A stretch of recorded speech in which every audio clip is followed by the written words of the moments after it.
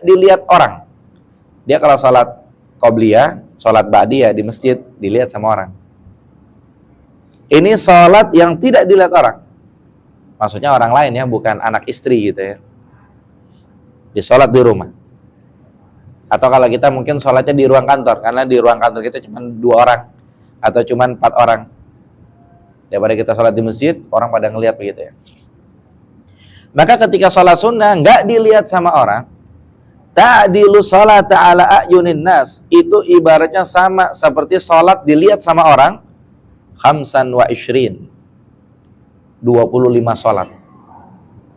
Jadi kita sholat di ruangan kantor, sholatnya 2 rakaat, nggak ada yang lihat. Ibaratnya kita sholatnya depan orang-orang di masjid, mungkin shop pertama, shop kedua, 25 kali sholat. Mungkin selama ini kita sholatnya ba'diyah atau qobliyah di masjid terus, karena pikir kita sekalian gitu ya. Nggak ada masalah, nggak ada masalah.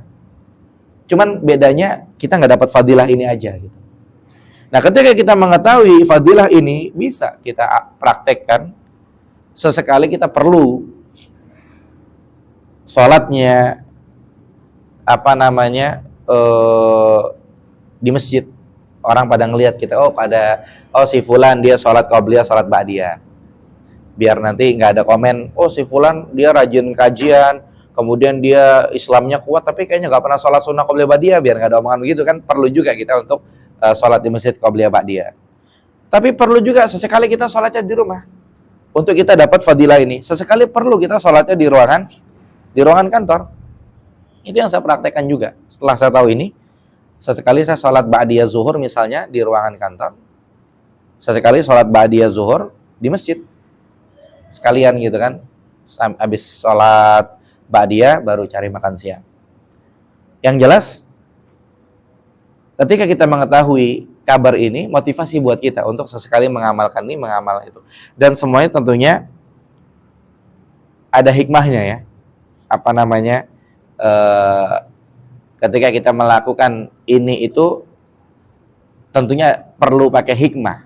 Kapan kita begini, kapan kita begitu. Jadi kita nggak saklek sholatnya di rumah terus nanti kita dibilang orang kayaknya nggak pernah sholat qobliyah ba'diyah itu di masjid gitu kan. Dan kita nggak saklek sholatnya di masjid terus kita nggak dapat fadilah ini juga. Jadi ahlus sunnah itu tengah-tengah. Sesekali kita amalkan ini, sesekali kita amalkan ini, agar kita mendapatkan fadilah yang telah dikabarkan oleh Nabi Sallallahu Alaihi Wasallam.